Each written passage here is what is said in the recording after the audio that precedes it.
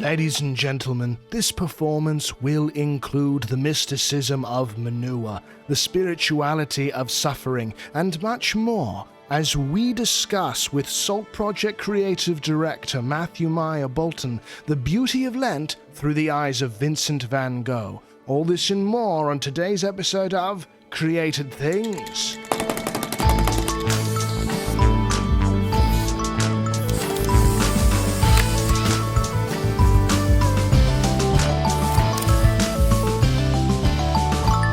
And a very solemn welcome to Created Things, the only arts podcast you can listen to even if you're missing one ear. I am psychotherapist and artist Jacob Flores Popchek. With me, as always, is my good and excellent friend, Dominican friar, Father Gabriel Torretta. How are you doing today, Father?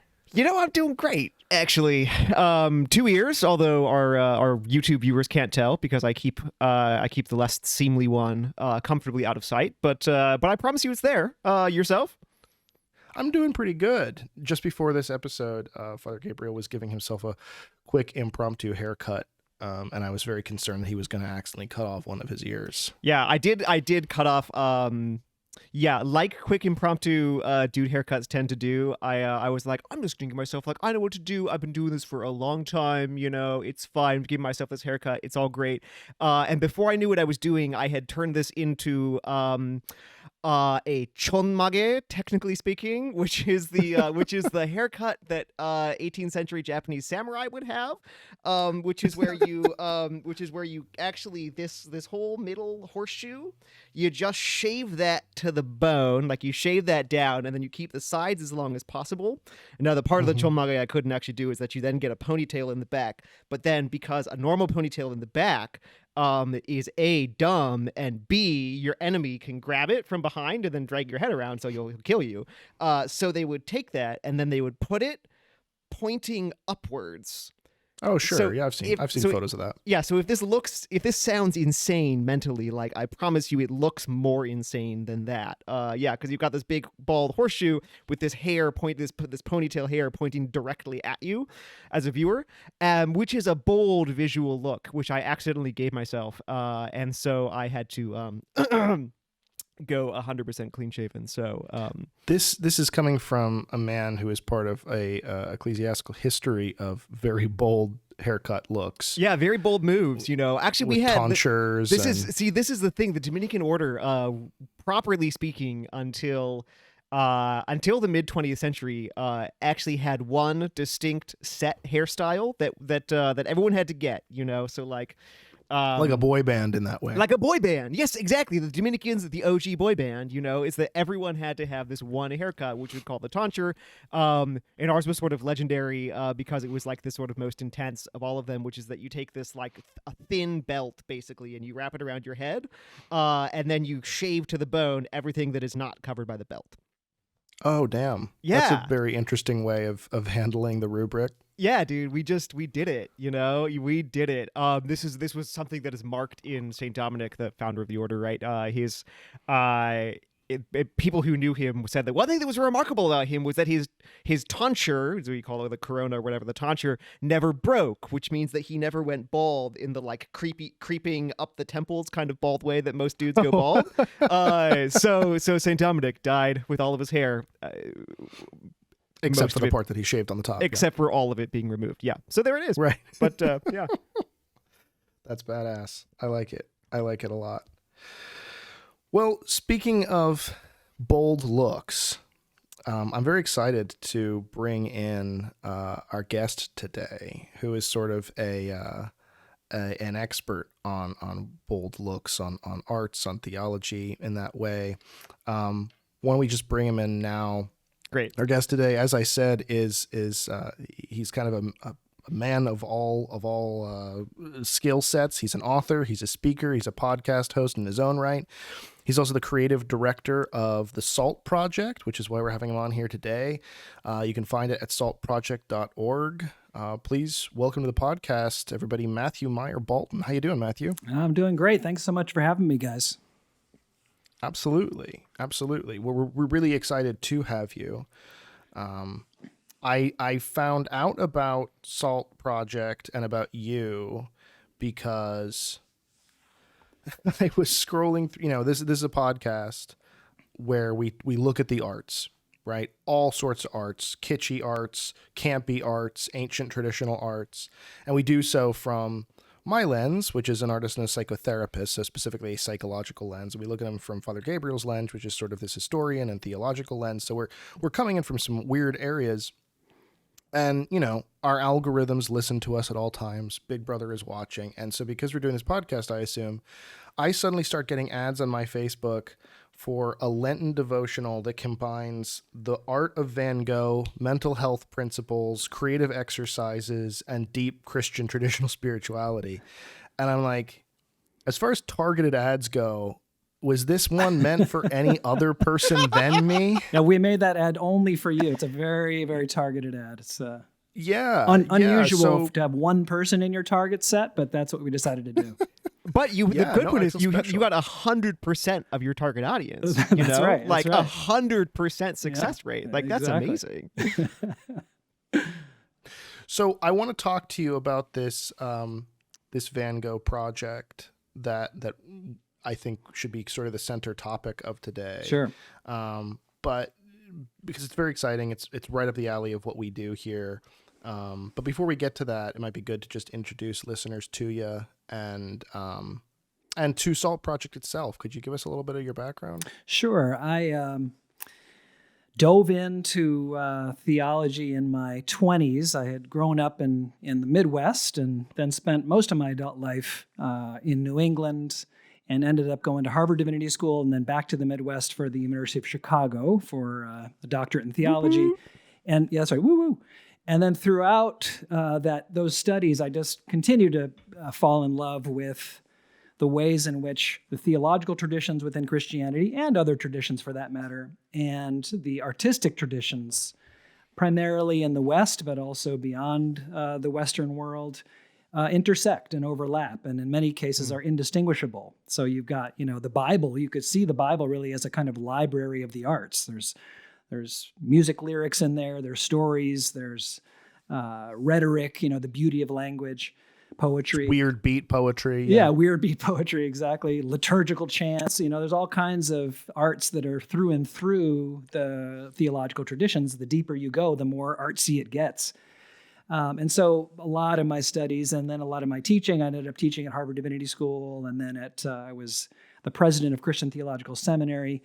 So a lot of that kind of work just hung out in those intersections and overlaps between the arts on the one hand and theology on the other. And of course, Van Gogh, good old Vincent, is right there at that intersection, and really spent his short life right there at that intersection. So SALT Project is, my wife and I run it. It's a small film and print devotional production company. We do devotionals every Lent. And we've done poets before. We've done Mary Oliver, for example. We've done Emily Dickinson. This year we said, we should check out this, possibility of doing a devotional, not on a poet, but on a visual artist. And Vincent, of course, popped right to our minds. So, they're not every artist is as literary as Vincent Van Gogh was. Not many people think of him as a literary person, but he was. He read all the time. When he wasn't painting, he was reading, and then he wrote all the time too. So he wrote letter after letter after letter to other artists, to his brother Theo, who was an art dealer. So you've got all this material to work with in terms of what he's thinking while he's doing all of these incredibly prolific and vivid paintings. In 1890, the year of his death, he was doing one painting a day, if you can imagine that. So the guy was just crazy in that sense. He gets called crazy in the mental health sense. And I think sometimes, unfortunately, he's sometimes known as the sort of crazy artist who, did these things to himself. But as you well know, and your listeners know, mental health is a live issue for so many people. It's not a kind of outlier sort of a thing. Fully half of all American adults will encounter some kind of mental health struggle over the course of their life. So Vincent Van Gogh is a person of great devotion, of great artistic ambition, and also someone who struggled with mental health. And all those things, I think, are things that make him very relatable today. So that's why we decided to make this little devotional. It's 24 pages. You can do double-sided, 2 pages on each side. So it's 6 pieces of paper folded up into a booklet. It's a downloadable resource. Print it out, 6 pages, fold it up. You got a 24-page devotional, and that allows you to walk through the season of Lent, the 40 days of Lent, with Vincent at your side.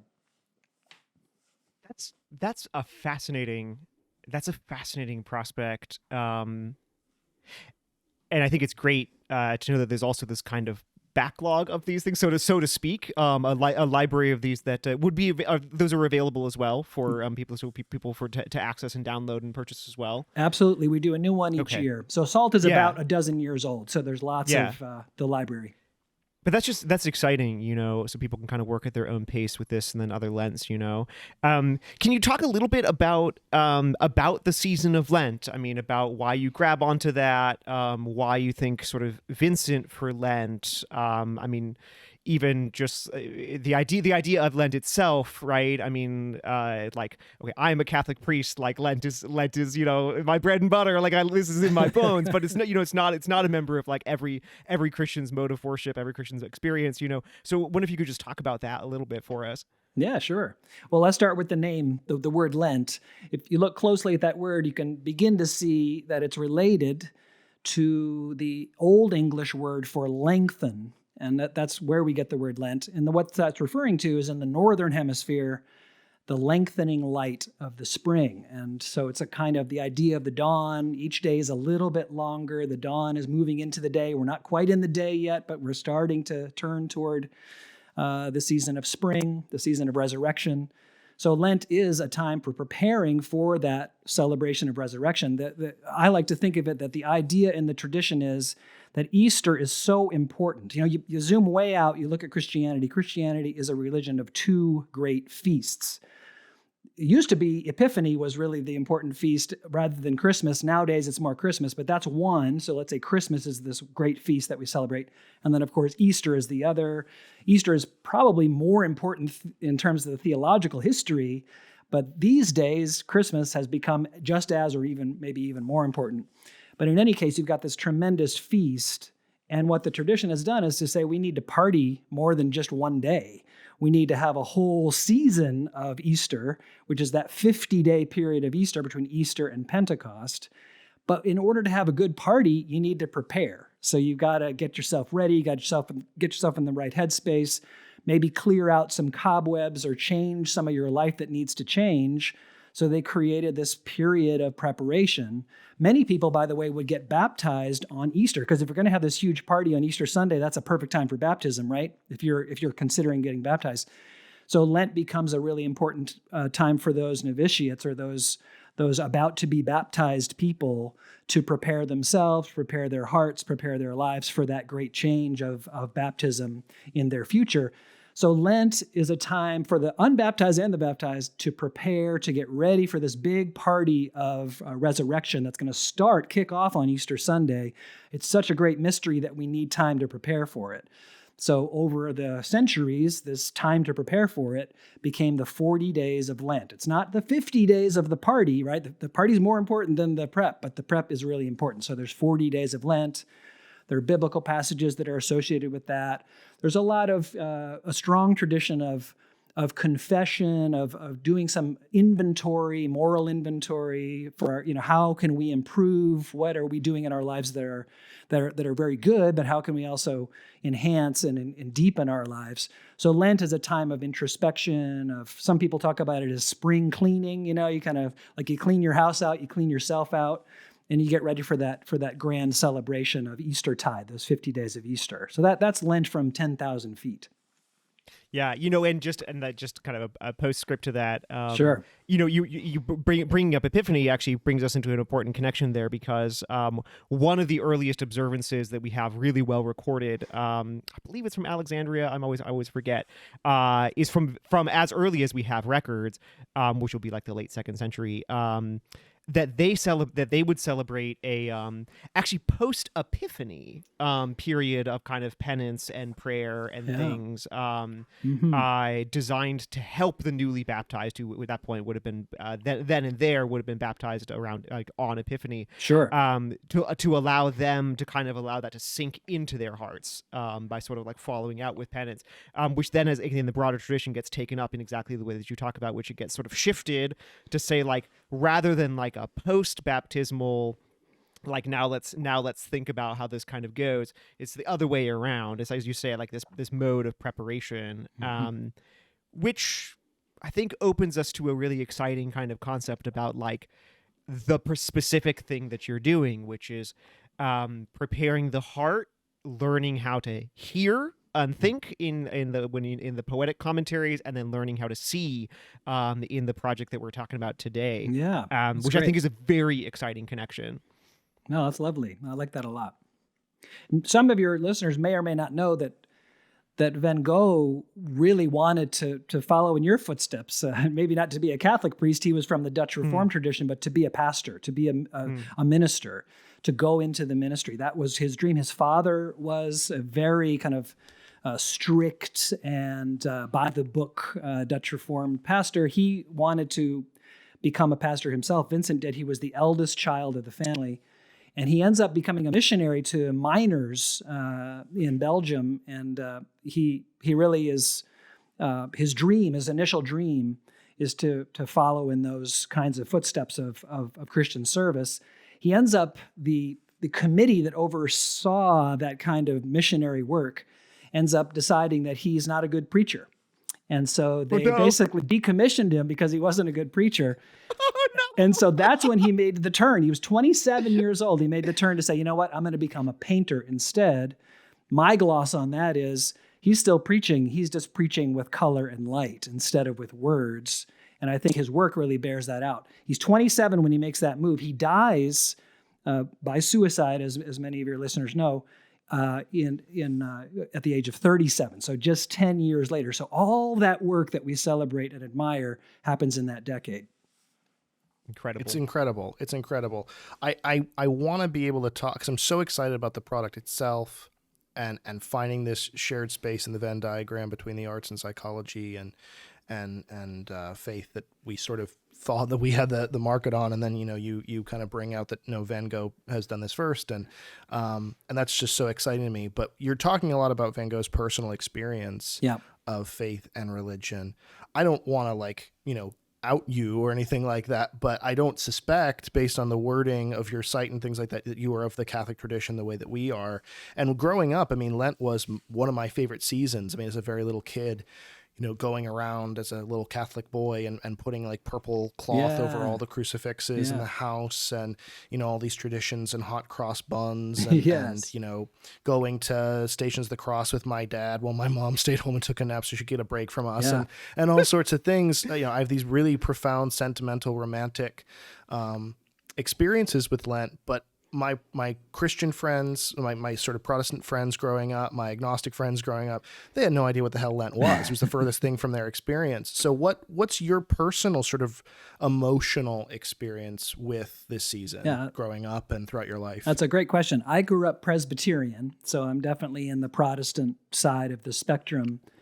But I'm also part of a generation that kind of, a generation of Protestants, that has been more and more appreciative of what's sometimes called the liturgical year. And some Protestants say, oh yeah, that's Catholic. Of course, it's not Catholic. It belongs to the whole tradition. But it's true that in the 20th century, say, or the 21st century, a lot of Catholic communities celebrate and have a history of celebrating those liturgical seasons more so than some Protestant communities. But more and more Protestants are discovering the beauty of that and the power of that and the depth of that. I personally, I'd be curious about your guys' perspective on this historically. I trace that to what I think is really the most important religious event of the 20th century, which is Vatican II. So in Vatican II, there's this opening up to Protestants. I mean, there were Protestant theologians who were invited to be observers and to participate in that sense in Vatican II. And there was a kind of after effect of Protestants feeling like, well, if they're opening up to us, we should open up to them, and maybe we can kind of share resources or share perspectives. And you get in the sort of 70s and 80s and 90s, when I was growing up, more and more interest in things that were supposedly quote unquote Catholic that become more and more a part of your typical Presbyterian church. So now a lot of people who purchase these devotionals that we work with thousands of churches. A lot of them are Protestant, and a lot of them are buying Lenten materials because they see the power of having a season of preparation. So I think this is a kind of broad trend among many Protestants, not all Protestants, but many Protestant denominations that are more and more appreciative of the liturgical year. I took a course when I was a student at Harvard Divinity School. It was with John Levinson. It was on Judaism. So Harvard Divinity School, he used to teach at University of Chicago too. Harvard said, teach Intro to Judaism for us. And so John Levinson scratched his head and he said, okay, I'll teach Intro to Judaism, but I won't do it by saying, okay, here's what we believe and here are the big principles of Judaism. He said, we're going to do the liturgical year. That's how you're going to understand Judaism. You start with the festivals, you work your way through, figure out what Pesach is, what Passover is. That's how you should study Judaism. As a student, this was a mind-blowing thing for me. And I thought there should be a course on Christianity that does the same thing. And so, a long time later, when I joined the faculty at Harvard Divinity School, I taught a course called Christianity, the liturgical year, as a way in, not just to those seasons, but to the faith itself. So to look at the whole of Christian faith through the liturgical seasons. That's so fantastic. I grew up Protestant, Protestant and specifically Presbyterian myself. Oh, okay. And the community that I grew up in was they, at the time at least, they were farther away from the liturgical tradition. Like I remember this amazing sort of Easter where the pastor sort of mentioned that it was Easter. And enthused about that for a little while, and then continued with part 21 of his 37-part commentary on Romans, which was this amazing. I thought this is Presbyterianism, like this is old school, right? Like, this is the word. This is like the John word. Knox goodness, Right, It's like, right. listen, we're doing it, beautiful, but like exciting. But you. So this is a really, I think, a fascinating context to bring this up. And so we're thinking about like different ways in which Christians have appropriated the liturgical year, have appropriated like thinking about the living in the seasons and all this. Of course, there's also this very often vexed history of the Christian reception of visuality, of seeing things, of like the way in which seeing plays a role in being a Christian. Now, this is a lot of what I do in my academic work. This is, I think, a lot of what you're doing in your practice and in your academic work yourself. Because in part you see these interesting contexts in the scriptures where it's already confusing. So you have like, just in the Mosaic Law, just in the book of Exodus, you have these very strong, like, guess what? It's a commandment. Make no graven images. And then like 2 chapters later, it's like, by the way, Bezalel, this is the artisan, that's commissioned by God to like make a bunch of images, like make these cherubim, make this ark, make all these things, and there's this tension kind of that goes through Christianity that has certain high points and whatever. How, just from your perspective, like how does a Christian begin to see art as a part of his life with God? That's the biggest possible question I could ask. Yeah, like you just told me, question. just from your experience and your ideas. This project that you're doing is so putting it in front of people as an opportunity to practice it themselves. But like, what is this? Like in your own thoughts? Well, I guess my first thought is that it's so true that throughout Christian history, many of the arts, not only visual arts, also musical arts and theatrical arts, have come under times of suspicion, or periods or eras or communities that are very suspicious. Usually that's because of the power of those forms. So to take Calvin for an example, right, the sort of font of what becomes Presbyterianism eventually, he was very suspicious of songs, on the one hand, the kind of, songs that might be sung in kind of popular music, but he loved the Psalms, and he thought that we should be singing Psalms. The congregation should be singing, not just a choir, but the congregation should be singing these Psalms. We should be singing in French. He's in Geneva, which at that time was French speaking. He says we need to hire poets to translate from the Hebrew into metrical French so we can sing these old ancient songs in our mother tongue, he would say. So he sees the power of music but he's also, at the same time, because of that power, he's worried about, not having too much power or falling into a kind of idolatry about the power of the art. So I think you get that tension throughout Christian history. There's a huge controversy, as you well know, around icons earlier in Christian history. Some say they're blasphemous, some say they're essential to Christian life. So again and again, these arts, because they're so powerful, become objects of enthusiasm and objects of suspicion. I think we're in an era where a lot of Christians, including Protestants, I'll speak for sort of the part of Protestantism that I know best, where we're saying, I get the idea, the focus on the word, the focus on scripture, the sort of words on the page. But God is in Jesus Christ incarnate, and that means not just words, it means eyes and ears, and it means the whole sensorium. And of course, liturgy, worship itself, is designed to engage, we say the five senses, but scientists have pointed to many, many other senses that we have, not just the classic five, the sense of movement, for example, or the kinesthetic sense, the sense of position in space. That's another sense that we have. And liturgy engages that, worship engages that. And I think there's a hunger over these last decades, and I think it's going to continue as far as I can see, in saying God wants to engage us holistically, and the human being, which Jesus incarnates, right? Or God incarnates the human form in Jesus of Nazareth, includes all of these dimensions of the senses. And so sight, we are extraordinarily visual. We're also, we depend on hearing, we depend on lots of things, but in a special way, sight is how we get through the world. It's how we get around, it's how we engage, it's how we decide, it's how we encounter each other often. There are many other senses that we use, of course, and sight is, we don't want to overstate this, but sight's very powerful in human communities. So, from my point of view, and I think from a lot of people's point of view within Protestantism, there is a kind of gift that I think, frankly, Roman Catholic and I would say Eastern Orthodox traditions have been more sensitive, more alert to the power of visual gifts that are there for the enjoying, but also for the wise use. We don't want to lose track of the fact that, these things can be misused, and certainly they are misused. But if we have the wisdom in mind, then to engage a figure like Van Gogh, or we can name many other visual artists, who are kind of allowing us to feel the gospel in different ways, that there are emotions and even intellectual ideas that cannot be expressed in words. At least that's my claim.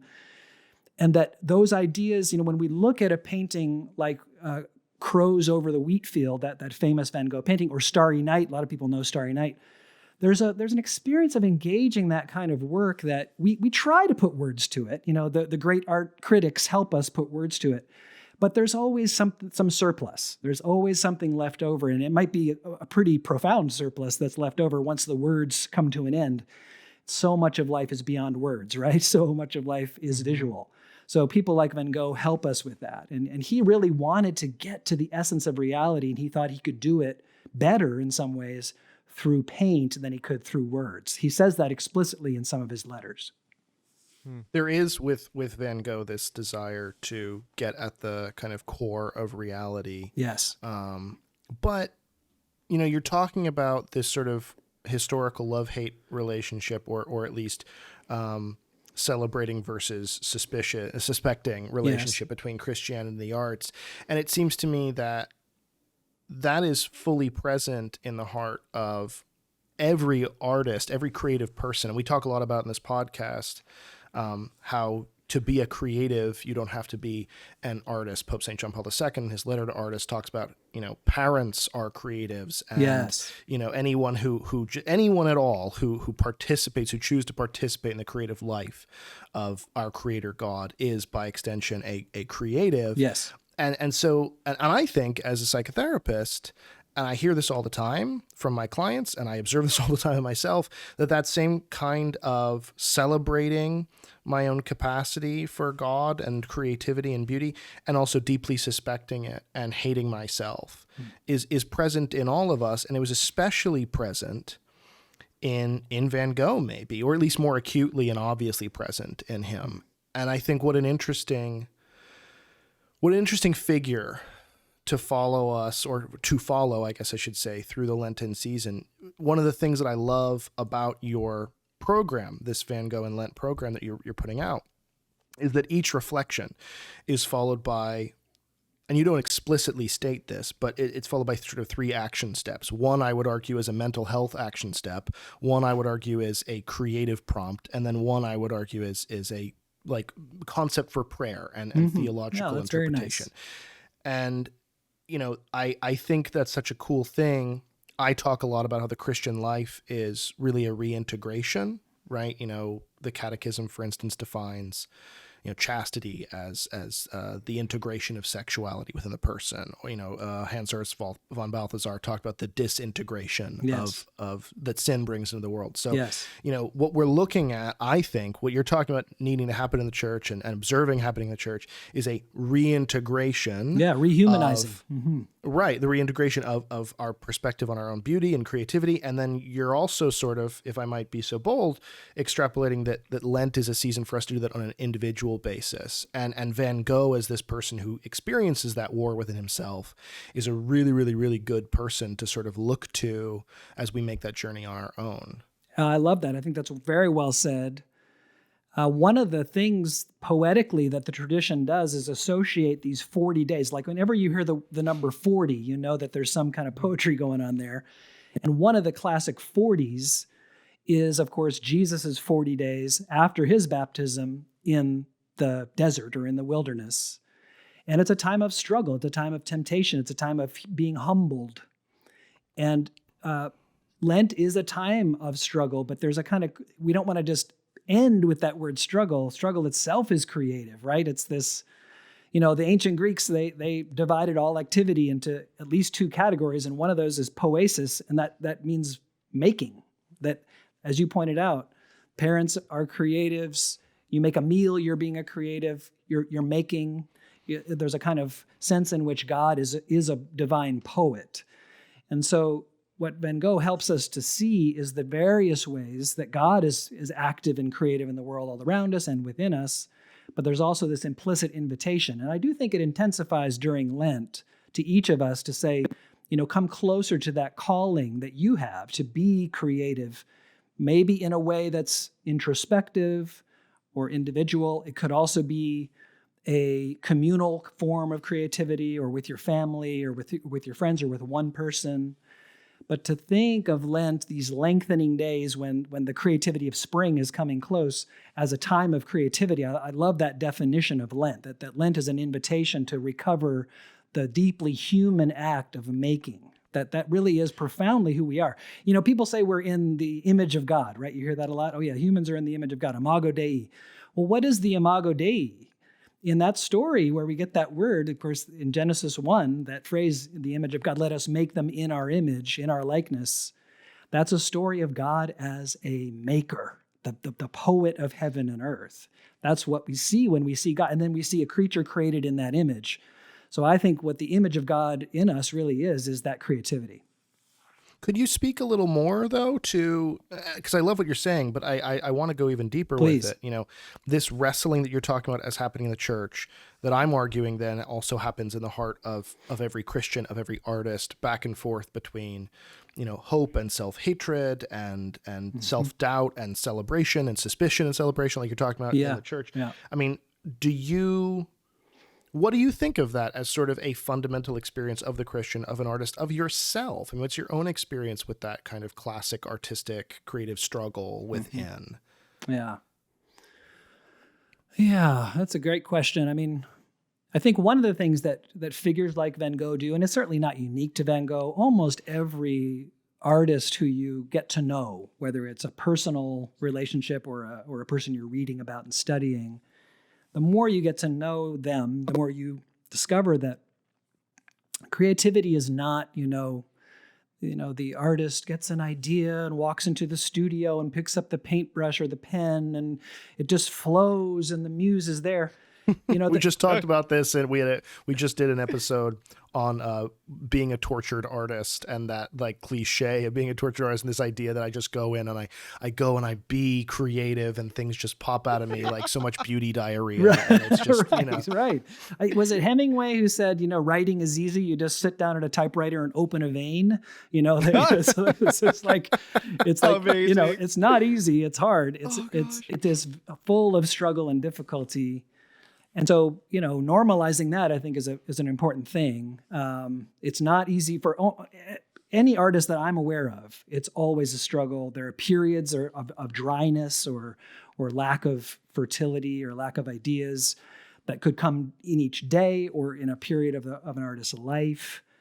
I can identify with that. There are times when, I do some songwriting. There are times when the songs come easy, and there's times when they come not at all, and you're kind of banging your head against the wall.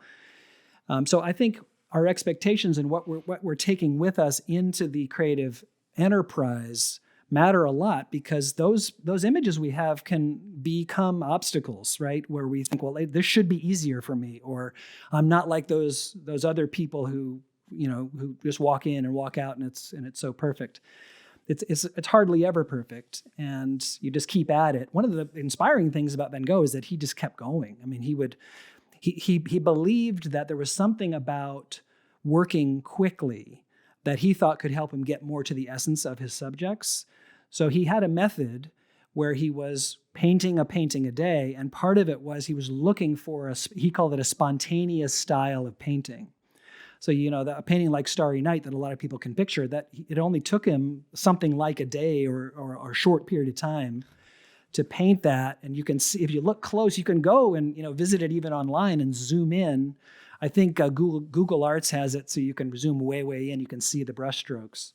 But he's moving very quickly, and then he's just moving on. That's pretty impressive. A lot of times when I'm having trouble with a project, I just sit there and keep banging at it, and I don't, I can't move on because I want to solve that problem. And so that's something I struggle with.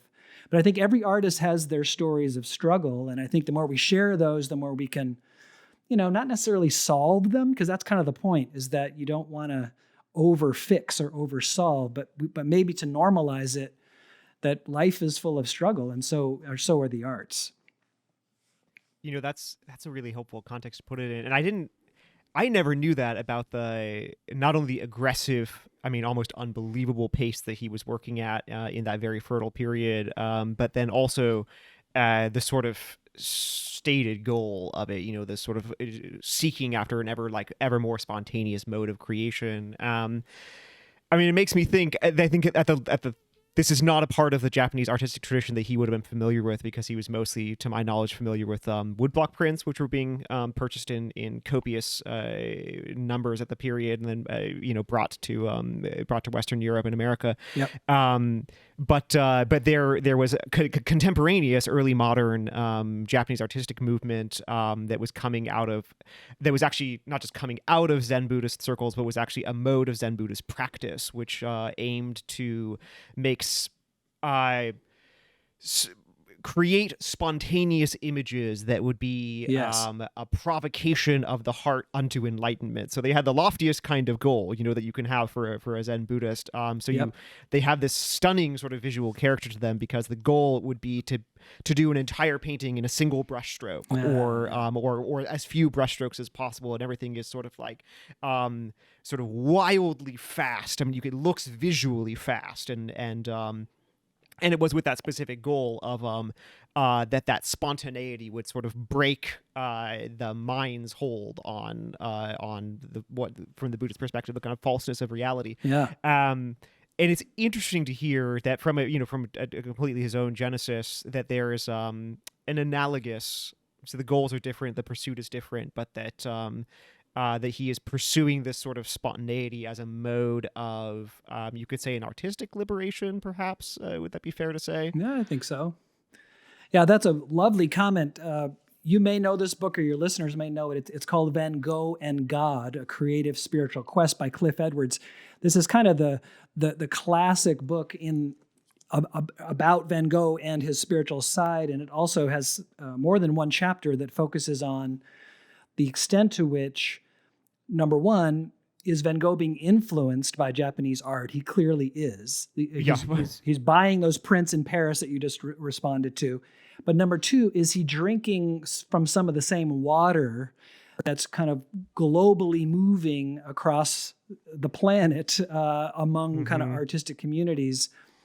One of the moves that some Japanese artists were moving toward, and certainly Van Gogh thought in these terms and was admiring the Japanese artists in these ways, is that painting was seen not just as a method of recording. You ask yourself, what do you think a painting is for? What is a painting for? Is it for recording the beautiful branch on the almond tree so you have a record of it, kind of like a photograph? For Van Gogh, and I think for many Japanese artists that he was admiring, it's a mode of coming closer, even in a kind of oneness with the almond branch or with nature itself. He wrote time and again in his letters that he wanted to be one with nature. So he saw nature, certainly during the portions of his life, which were many, and it kind of rose and fell as his life went through its various chapters. When he's thinking theologically, he thinks of this as God's creation, right? God's creativity, and he wants to be one with that. But also he admired the natural world so much that he admired people who were close to nature, and he saw painting as a way to engage, a form of intimacy with the natural world and we could say, with creation. That's one of the things he thought painting was for. The other thing he said to his friend Paul Gauguin, who he had a big fight with, a big falling out with Paul Gauguin, so they had a tumultuous relationship, but they were very close friends.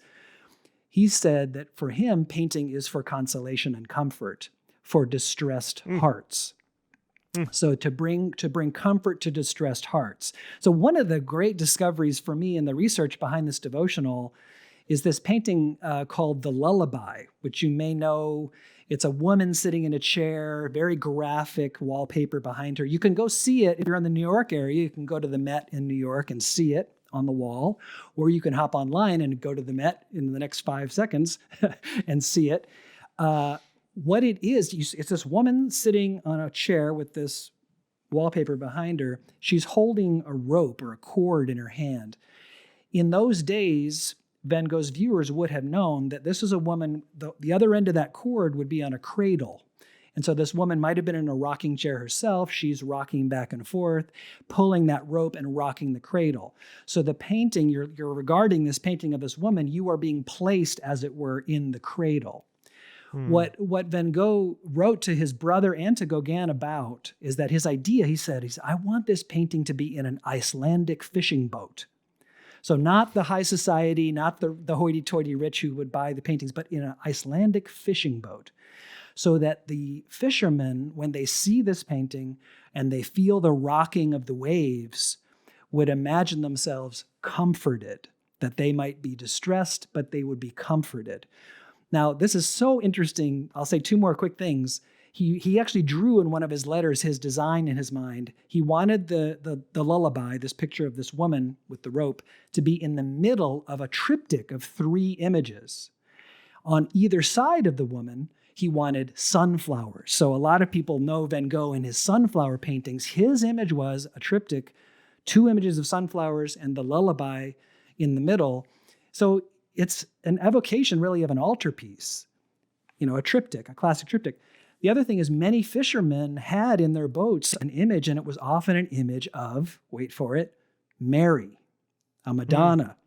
So he knows all of this. He has this in mind.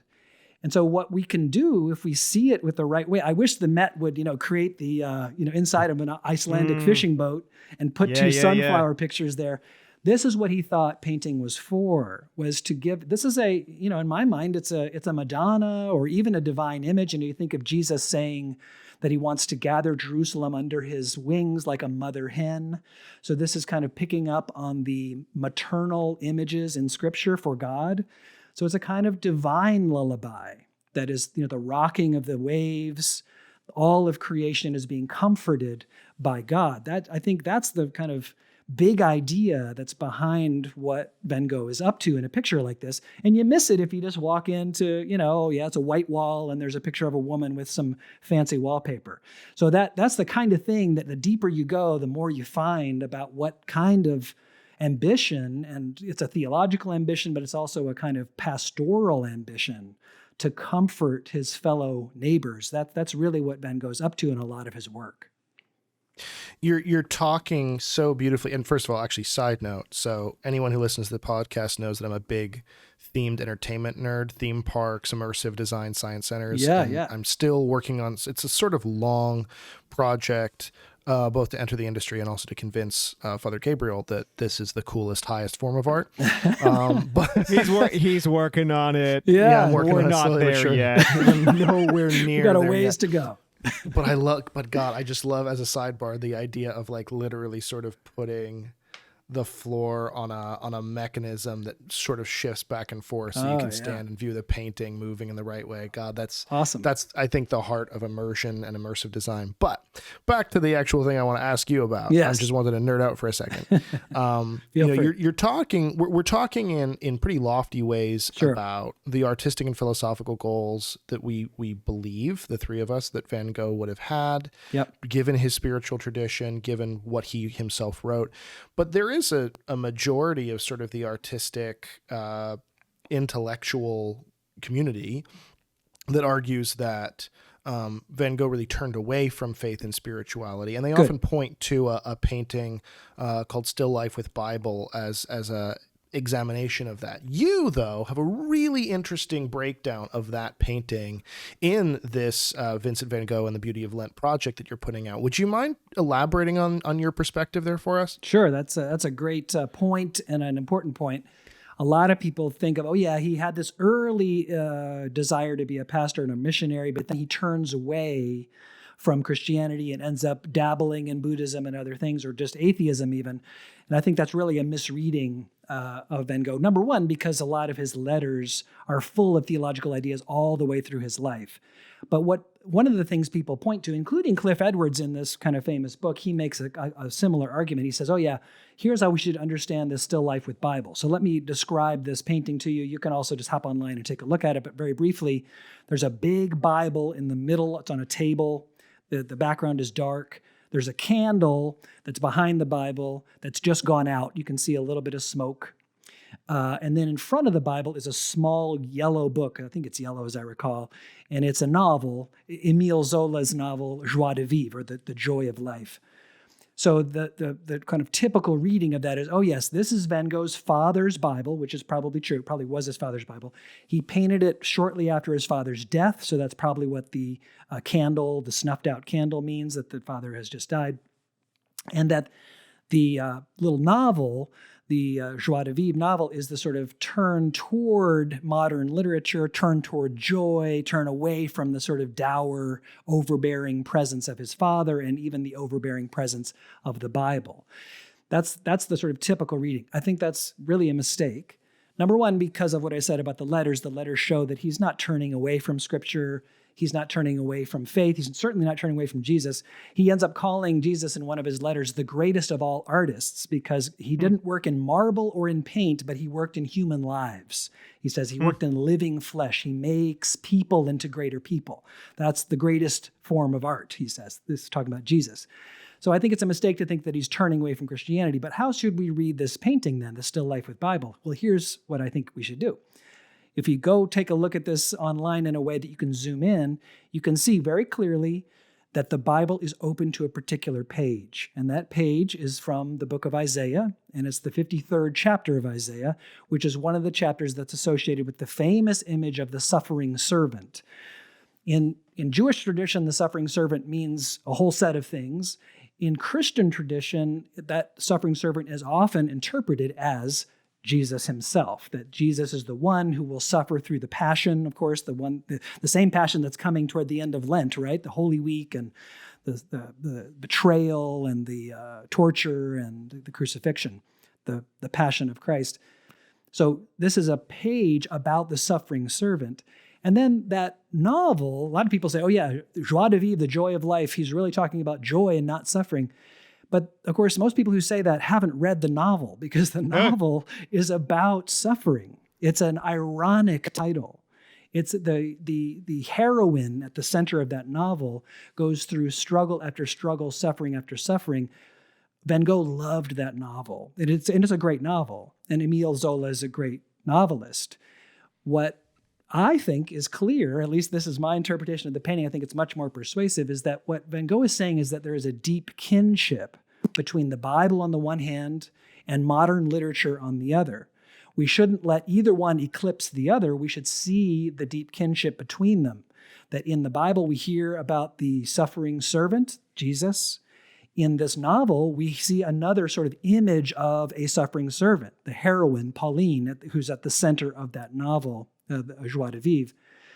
It's another way of saying that the Holy Spirit is active in Scripture, yes, of course, but also in the world around us, and in particular, at least in certain cases, in and through great art, like this great novel that he loved so much. He's not turning his back on the Bible any more than he's turning his back on this great novel. He just doesn't see them in competition. He sees them in a kind of concert or a kind of collaborative way, that the Holy Spirit moves through all of these things, the ancient arts like the prophecy in Isaiah, and the modern arts like this great novelist, which was a kind of contemporary novelist for him in the mid-19th century. The candle in the back, yeah, it's probably his father's death. I do think that makes some sense, that the father has just died. You see a little bit of smoke. Here's his father's Bible.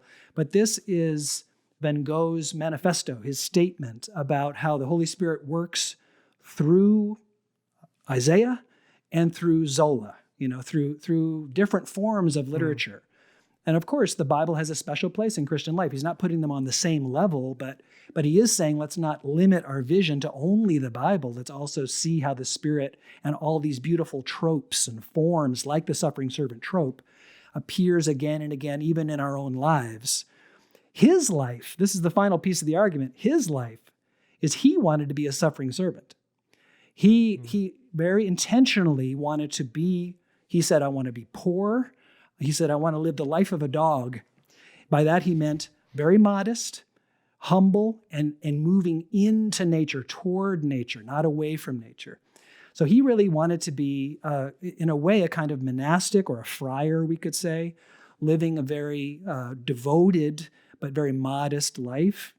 We think of monks or friars as devoting themselves to things like poverty and chastity and things like that. He had his desire to make those kinds of commitments and live that kind of a life.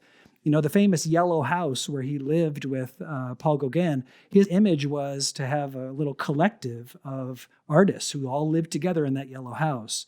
And Paul Gauguin came and lived with him for a while. They had a falling out and it didn't work out. But he had that ambition. He wanted to be a kind of monk in a way, inspired by Christianity and also inspired by Zen Buddhist monks as well. He saw the beauty of that kind of life. And that brings up, we have an episode talking about tortured artists. We talked about tortured artists a little bit earlier, but it does bring us to a really important question, I think, to continue to think through with Van Gogh, which comes up precisely from this painting, right? So Van Gogh wouldn't have particularly known this. There's no reason to think that he would have, but this passage, Isaiah 53, in Christian tradition, especially with Augustine, but not only with him, like Basil the Great, working in a totally different, or in a far removed context as well, see this as part of, you could say, a diptych thinking about. What did you just call me? Yeah, that's right. I'm always calling you that. Thinking about like what the nature of beauty is in the Christian life. So this is relevant because in Isaiah 53, there's this passage saying, that there was no form or comeliness in him. So there's no beauty in him. That he's been so beaten and so bruised that there is nothing beautiful about him. There's nothing that beautiful that would draw the heart. You know. Yeah. And then Augustine sees this as a perpetual counterpart, simultaneous with the first verse of either Psalm 44 or 45, depending on how you read it, which is you are the fairest of the children of men. Yes. You are the fairest. You are the most beautiful of the children of men. Or the Song of Solomon, too. Yeah. The fairest. Or the Song of Solomon, exactly right. Yeah. And that these are spoken, specifically, he says, that these are spoken both about Jesus Christ. And there is this, Augustine makes this a major motive, like it's one of the major engines driving his understanding of what beauty is this simultaneous understanding of suffering, the cross, and beauty. Yeah.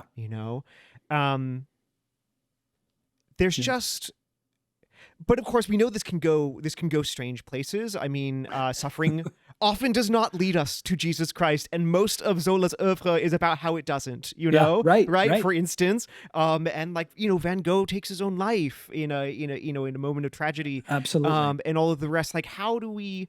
So we're proposing this as a Lenten devotional, and I mean, obviously, Lent isn't just a period of like hating ourselves or whatever, but like how, I don't know. I mean, like, how do we think through that? Like suffering, and beauty as things that bring us closer to Jesus Christ. Like, how do we think? How do we allow that to be a purifying rather than a depressing or an enclosing concept? Like, how is that a part of our liberation in Jesus Christ and our exposure to the depth of the beauty of God, rather than just some sort of prison of self, prison of poverty, prison of my circumstances? Yeah, well, that's a great question and a deep one.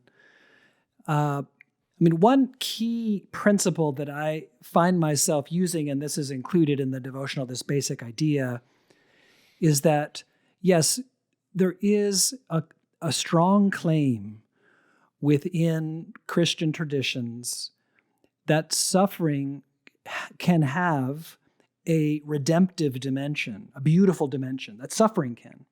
But that does not mean that we should court suffering or prolong it. Rather, it means that the suffering that we will have, inevitably, every life will include suffering, or has included it and will include it. Suffering is part of the human experience. That suffering that we neither court nor prolong, that suffering is not an abyss. On the face of it, it appears to be an abyss, a nothingness, a nihil, a nothing.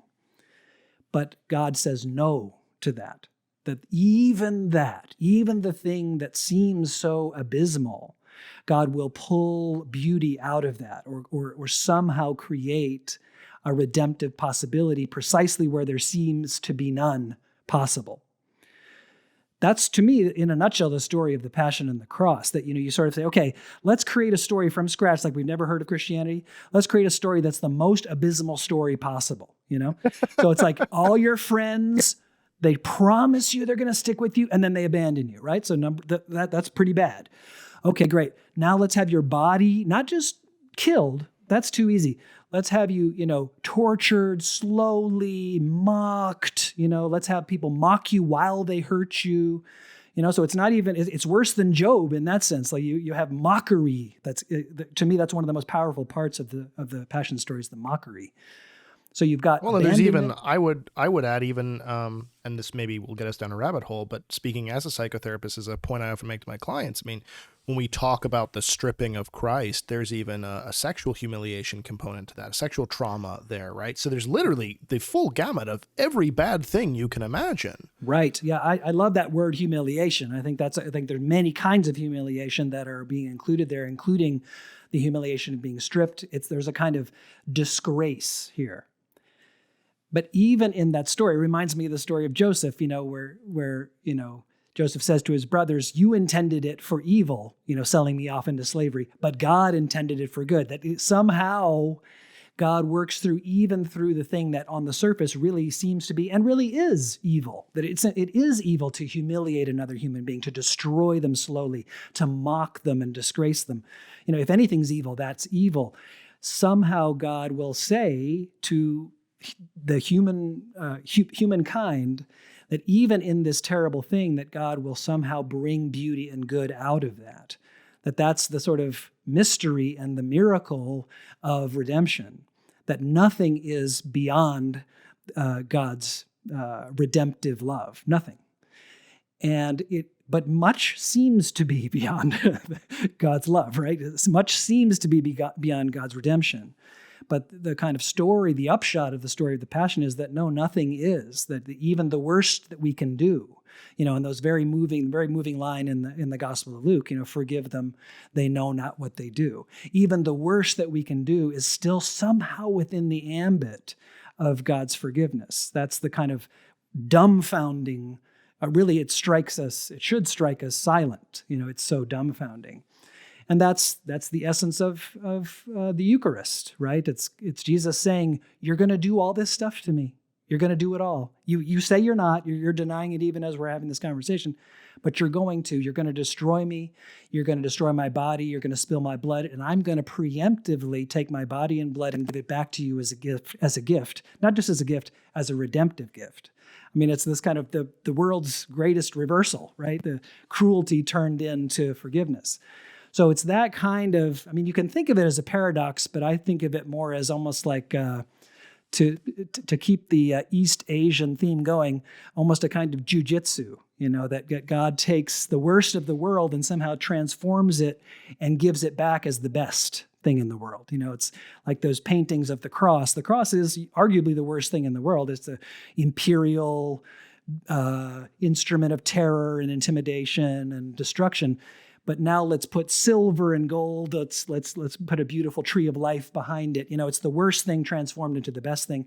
That's the Christian gospel in a nutshell. It is the ugliest thing we can think of and the most beautiful. And it all comes together on Holy Weekend, I guess, right around the Triduum, right? Those 3 holy days. And of course, Lent is a preparation for all that. So yeah, that's how that's this framework within which I would try to pull up some of the beautiful aspects of your question about Augustine and the different sides of the biblical witness. Van Gogh he didn't really take care of his appearance. He was a pretty ugly guy. At least he would say so. But he was also a very beautiful soul. There's a sort of superficial beauty, which maybe we all should sort of set aside. There's a place for superficial beauty, but let's not get carried away or too focused on that. What's really important is the depth of beauty that can happen when we treat each other with dignity, when we create beautiful works of art. And I think, in Van Gogh, you see both of that. You see the ugliness and you see the splendor, the glory of human creation and divine creation moving through human communities. Our viewers on YouTube will notice that more than I've ever done during an episode. As a therapist, it's sort of my habit to take notes while I'm talking to one of my clients, so I can say, that was interesting. We should probably go back to that. What do you mean you killed your whole family? But I am subtle hints, Right, exactly. But I'm doing that more than I've ever done in an episode, where I'm just writing down little things I want to come back and ask you about. And there was something in there that I want to come back and ask you about. But before I do that, sure. Sticking with this idea of suffering and what's the healthy way to view suffering versus what is essentially a romantic or even fetishizing idea of suffering for suffering's sake, where artists can do it per the tortured artist cliche that we've been discussing, or Christians can do it where it's just like, I'm just going to whip myself into heaven. The analogy I often use with my clients, it's an artistic analogy, is I don't know if either of you are familiar with this trend on social media of what's called upcycling. It's not just recycling, it's upcycling, where you'll have a broken vase, but you'll use the pieces of that vase to make a mosaic, or you'll have a ratty old boot, but you'll use it as a planter for a succulent, right? We millennials love our succulents. And so, I always say, God doesn't intend or cause suffering.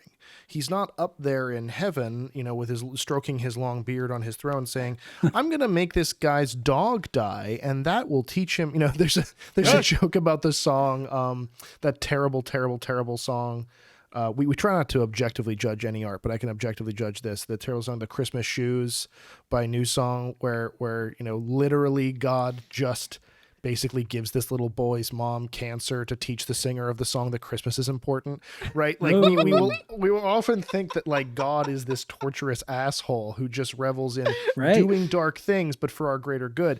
And I say, no, God is an artist who, observes the ratty old boot that sin causes and says, how can I upcycle this into something beautiful? And Van Gogh, you point out in your materials for this program, had very much the same attitude towards ugliness, where he would talk about what TikTok Zoomers might refer to as the stinky a lot, where he found the manure and the dung of the farmland beautiful and mysterious and sacred in a way. Yeah. And the ratty old boots. The ratty old boots, literally the ratty old boots. Literally the boots. He painted the shoes. Right. And so there is this godlike perspective on this manure, this ratty old boot is going to be there either way. I didn't cause it. I didn't will it. I didn't make it. Right. That's God's view. That's the artist's view. But can I make something beautiful out of it for the sake of this person that I love? For Van Gogh, that's the viewer. For God, that's his children. Yes. And I would offer that is the healthy, quote unquote, middle ground, or even I would argue the higher reality of what suffering is. It's not something we avoid. It's not something we court, as you say, but it's something that when it arrives, like the ratty old boot, we say, could I by God's grace alone plant a succulent in this boot? Could I paint it? Yeah. Yeah. Could I uncover the beauty that is there somehow? Yeah. I love that idea of upcycling, or the Germans have a term Aufhebung, where you lift something up to a higher level and thereby create a new sense of that same thing, but now at a higher level. I love that. It's like kind of like modulating in music up to a higher key.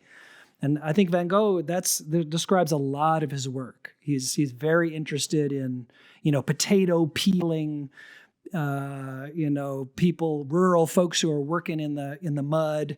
And he saw them as more dignified, more human, more graceful than a lot of the urbanites that he knew in Paris when he lived with his brother in Paris. So he's wanting to turn a lot of the world's hierarchies upside down, and he's wanting to do that through his work. I think he's most definitely preaching here. But he's preaching with paint.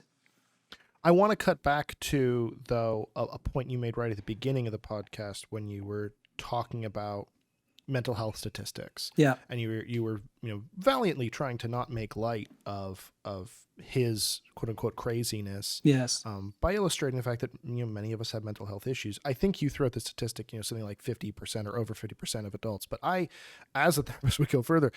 I think, especially from a Catholic perspective, 150% of us are radically crazy in unique ways. And that is the ultimate, especially during Lent, I would argue, the ultimate ugliness that Christ wants to, with us, consecrate, like the mud that he spits in to cure the blind man, or the the shit that Van Gogh is smelling and finding something sacred in, rather than saying I need to totally reject my crazy and recover from it to become some ideal, best version of myself, right? Or rather than mire in my own crazy and say, this is just my personality, live with it, right? It's this idea of can God consecrate my crazy this Lent? Mm-hmm. Right. Not and do it away, life. not endorse it, but upcycle it, or some kind of lift it up without extinguishing it. I think that's often what love does, isn't it? Love doesn't extinguish, nor does it just complacently let something destroy itself. It transforms without annihilating, without getting rid of it. And I love that word consecration for that kind of middle ground. That's a beautiful middle ground. I like that. You have some really beautiful steps, though, in your workbook here. These mental health steps that I've already referenced, even the creative prompts that you reference, to help people, I would argue, do just that, to let God in to consecrate their particular brand of crazy. My favorite one is and it's something I never considered before. Like, it was so cool. I'm really looking forward to doing this. There is a particular action step that you proposed where you asked people to sort of figure out what the color palette of their life is, Yes. either very abstractly by sort of meditating upon it, or you even recommend using an app that will go through your social media and actually pull colors and say, like, this is the color palette you pose. Yeah. And you argued, like, what other colors do you need to add to this palette basically to make it beautiful? Like right now it might be a really ugly palette, but if you can add that Van Gogh yellow, that might actually make the whole palette make sense. Yeah. Talk to me about y'all's experience designing those action steps, why you felt those were important, what some of your favorites were when you did that. Because I think it's a super, I mean, I'm just excited to do it myself. Oh, So I'm great. curious to hear about your creative process in designing them. Yeah. So over the years, it reminds me of what we were talking about earlier in the conversation about the incarnation, that if God is really coming to us as a human being in Jesus of Nazareth, that means the whole human being. And a lot of what it means to be a human being is to act, to do things, to think, to download an app, to consider color, to actually reach out, call people, have coffee. So we wanted to have not just an intellectual exercise of engaging scripture, not just an aesthetic or visual exercise of engaging a painting or a number of paintings, but also a kind of action-oriented portion of the devotional. So not to say you must do these 5 things, but to provide you with some options. And whatever resonates, and obviously it's going to resonate with different people in different ways. If this resonates for you or for your family or for your partner or whatever, or for your congregation or for your larger church community, try this action out. So that's how we conceive it, is we conceive it as actions that would allow us to kind of live into these ideas, not just say them, not just think them, but kind of live them out in some way that makes a real difference. And, of course, that's what these ideas are for, right? You haven't really grasped any idea, at least in the Christian tradition, you haven't really grasped it unless you're living it out in some way. It doesn't really count for that much if you can say the idea. I mean, that's great. It's a helpful thing to be able to say the idea. But if that's all you can do and you're not really living it out and putting some flesh on it, if I can say, or incarnating the idea, one of my favorite theologians says, Jesus is God incarnate, but we need to become incarnate. We need to really step into our bodies and the fullness of who we are. That's really the challenge of incarnation is each human being, we need to step into who we are. So yeah, hopefully these action steps can help with that. And some of them are playful and maybe thought provoking, like the one you just mentioned, and others are really quite straightforward and simple, picking up on themes either in the Van Gogh or in the scripture passage of that week, and trying to say, how do we incarnate this idea? One way to think of scripture is as a script, as some, like a script in a play. It's something to be performed, to give it form, to give it a beautiful form. Or another analogy we use often is to a musical score, that theological ideas are like the notes or the black marks on a page, but they don't really matter until you play the music. You got to play it and you got to give it some form. So that's what those action steps are designed to do. That's a really helpful context to put it into, because I think about, I was just thinking while you were talking that so I've spent a lot of the last 10 years or so, looking at the history of Christian tradition, thinking and talking about beauty, and the one thing, I think this is fair to say, at least until 1500, I get bored after 1500 and stop paying attention. But at least till 1500, I know I could say that the one thing that Christians never say about beauty is that they never say that beauty is a spectator sport. If I could put it that way, It's never something that you just look at and isn't that cool and you walk away and you're the same person you were before and after. That Christians are incredibly excited about beauty from top to bottom, from start to finish, all the time. But the reason they are is because it's transformative, because it's actually something that is very deep conviction. Not that let's not. I mean, I'm not going to naturalize this. Nobody's like, let's not be silly. Like, beauty isn't a sacrament, art isn't a sacrament. Right. But that there's something about the way in which God reaches out to the world, whereby beauty is the particular, you could say, mechanism, so to speak, of reality by which he transforms the heart, to Right. incarnate his beauty, his virtues, his actions, his who he is, Yes. and that there's some amazing and strange, and I think like a perpetual and fruitful question for me about the way in which, like, art and secular art that's not trying to be sacred art, is drawn into that, because like, beauty's not a spectator sport. Beauty changes the heart. Like, beauty is important. Beauty, like, whether this is why art is so significant. Like, strictly willy-nilly, like, whether we want to or not. Like, if we open ourselves up to it at all, it changes us. But this does always open up then these interesting questions, because it's not a sacrament. It doesn't work on its own. So, like, I'm always like vexed, like, thinking about this question that, like, go to the MoMA, where Sure. the Starry Night is held. You go to the MoMA, and it's all the room where the Starry Night is always packed. Yep. And there's like me. I've had this experience. There's like me, and like my face is like as close as I can get to the painting without like the guy in the room yelling at me, because I'm just seeing this like 3-dimensional super textuality of it, like all of this. And I'm just like freaking out just about the way that, like, this is helping me see the beauty of God's creation and love it more, and like be transformed by that beauty, I hope, in some small way. And then, you've got your like rando tourist who just like walks up, takes a photograph, and walks away. And then you've got the other people who are thinking about this and think like, isn't it great that we have beauty, but we don't need God? And like, you know what I mean? Like, there's all these different ways of encountering this thing. So like, thinking about beauty as not a spectator sport, what do we do about, like, your devotional is, if I could put it in this way, it's a handbook for spectating. It's like how to look and see and be changed by beauty. So like, how do we do this? What's going on here? Well, to me, what we need in those kinds of situations, you really do a great job of describing the diversities of reactions to a masterpiece like Starry Night. I think what we need in those situations is a docent. So in the big picture, the docent for Christians is, of course, Jesus himself. He is the docent to Scripture. He is the docent to the sort of dynamics of life. I don't think, I'll speak for myself, I'm certainly not qualified and well-suited to figure that all out on my own, right?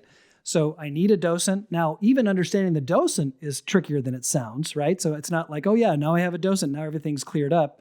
I need a community around me to help me interpret the docent. And that's what I think the church is. So the church is sort of the conversation that's around what the docent is telling us about the world, or the masterpiece of creation, or the masterpiece of Starry Night. So what we try to do in the devotional, like for example with Starry Night, that's in there, as you might imagine, we positioned that painting on Palm Sunday. Because Palm Sunday, remember there's that famous line in Palm Sunday where Jesus says, if these guys weren't singing Hosanna, the very stones would cry out. In other words, creation would erupt in praise because the Messiah has arrived. And, so we're inviting you to see the Starry Night in that kind of way, where you've got the swirling sky and then the reaching of creation. There's a steeple, a church steeple, but also there's a cypress, and they're reaching up to the sky. So there's this kind of wonderful dialogue going on between heaven and earth, you could say, in that painting. Now, that's one way of looking at it. And what we encourage people to do is to not only use the devotional on their own, but to engage a friend, maybe online or in person or whatever, or a family member, to get those kinds of conversations going. That's really what Scripture is for, is to create those conversations. And I would say in a different register, but in the same principle, that's what great art is for. It's to stimulate those kinds of conversations. We aren't really made to figure this out alone. We're made to figure it out together and to correct each other and to say, well, I don't know about that. What about this? Or to introduce a new perspective that you wouldn't have thought of otherwise. So I think that's the world we live in, as we've got to move in these small groups, essentially. That's how human beings have always lived for, what have we been around for 300,000 years or something like that? It's been small group life pretty much throughout. And it should continue to be, especially with these important questions. I'm in love with this. I say towards the end of many of our episodes, with every ounce of sincerity, always off air, that, oh my gosh, this is my favorite episode we've recorded. And I think that's true because, consecutively it is, the best episode we've done so far. But this Absolutely. by like 10 miles is my favorite episode that we recorded. This it's is so nice. so great. Since you're talking about, doing the project with friends anyway, I think this is as good a time to sort of turn this back over to our audience for their thoughts and their conjectures, and to actually use the program.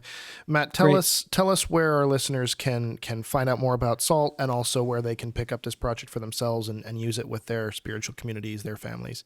Sure. So it's all available and accessible at saltproject.org.